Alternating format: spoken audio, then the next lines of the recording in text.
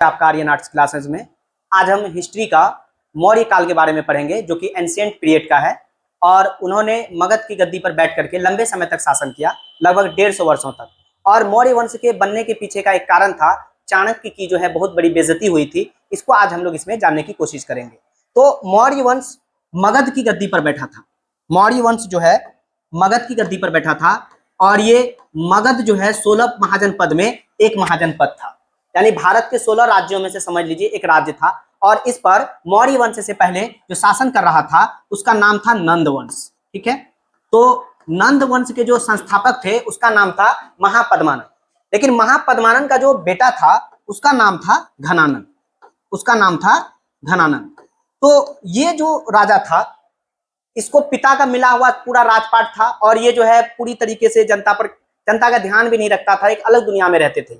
लेकिन हुआ क्या कि इसी के समय में यूनान के क्षेत्र का एक बादशाह जो कि बहुत ही कम उम्र में पूरे दुनिया को जीतने के बारे में प्लान किया, उसका नाम था सिकंदर। क्या नाम था उसका? सिकंदर।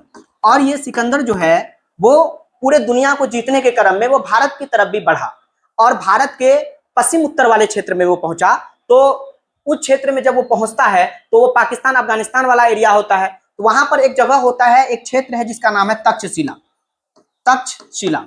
इसी तक्षशिला में यहाँ के जो राजा थे इसका नाम था अंभी।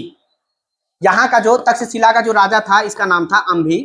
ठीक है, होता क्या है कि सिकंदर से बिना लड़े उसके सामने जाकर के समर्पित कर देता, आत्मसमर्पण, कि भैया हम आपसे नहीं लड़ पाएंगे, हम आपका जो है समर्थन करते हैं, आपके जो है हम अंडर में आ गए, आपको जो करना है कीजिए। तो अंभी जो है इसके बिना लड़े ही इसके सामने घुटना टेक देता है और अंभी इसका सपोर्ट करता है सिकंदर के और भी अभियान में जो भारत में हो रहा होता है।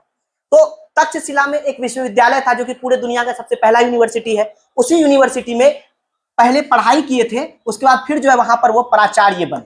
प्राचार्य का मतलब होता है प्रोफेसर। ठीक है, और उनका नाम था चाणक्य। ठीक है, उनको एक और नाम से जाना जाता है, कौटिल्य के नाम से। कौटिल्य नीति बहुत ज्यादा फेमस है, हम किसी दिन बात करेंगे उस पर। कौटिल्य, इनके बचपन का नाम था विष्णुगुप्त। इनके बचपन का नाम विष्णुगुप्त था। ठीक है, तो चाणक्य पढ़े लिखे विद्वान थे, ब्राह्मण थे और उनको जो है सारा चीज पता था, कूटनीति पता था। वो सोचे कि तक्षशिला वाले एरिया पर जो सिकंदर कब्जा किया है, ऐसा करते हैं जल्दी से चल करके हम, उस वक्त 16 महाजनपद में सबसे मजबूत जो था वो था मगध। ऐसा करते हैं कि मगध पहुंच करके वहां के राजा घनानन को बोलते हैं, वो अपना सेना लेकर के ये सिकंदर से जो है सामना करेगा और सिकंदर को यानी बाहरी शक्ति को भारत से बाहर कर देगा। इसी क्रम में ये जो थे चाणक्य जी जो थे ये अपना पहुंचते हैं कहां? मगध। और मगध की राजधानी पाटलिपुत्र, आज जिसको हम लोग जो है पटना के नाम से जानते हैं। यहां पहुंचते हैं और यहां पहुंचते ही वो घनानन के दरबार में पहुंचते हैं। घनानन उस वक्त जो है दरबार में उपस्थित नहीं रहता है। ठीक है, तो देखते हैं कि दरबार खाली रहता है, तो उसी के सिंहासन पर जाकर के जो है वो चाणक्य बैठ जाते हैं। कुछ देर के बाद जब घनानन आता है तो वो अपने सिंहासन पर इनको बैठा हुआ देख करके, चाणक्य को बैठा हुआ देख करके बहुत ज्यादा क्रोधित होता है।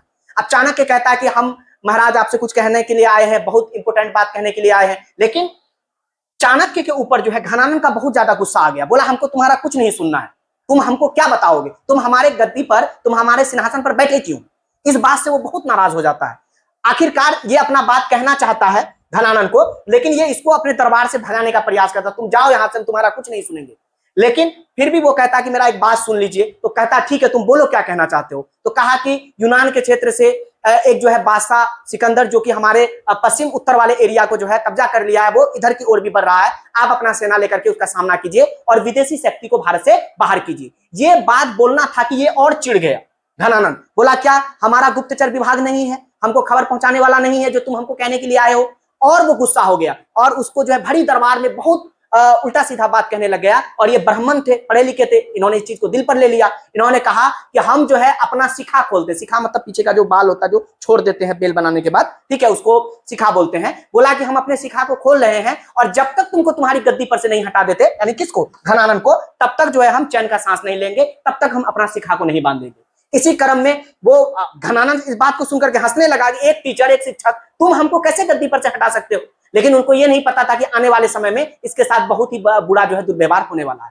ठीक है, आज का क्लास हम लोग यहीं तक रखते हैं। इसके बाद आगे की कहानी हम लोग अगले क्लास में करेंगे। धन्यवाद।